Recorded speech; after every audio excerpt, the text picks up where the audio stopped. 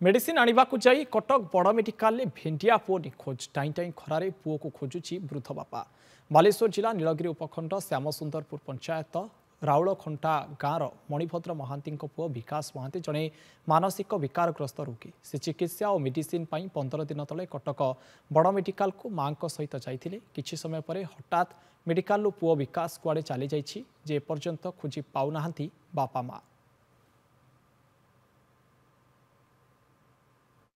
प्रकृत कटक हॉस्पिटल जाइले औषध आनिया ना कि कटक हॉस्पिटल रु पाऊनी खोजी खोजी गाँ गाँ खोजी खोजी हाली आइलानी बुढ़ा बयस कई खोजी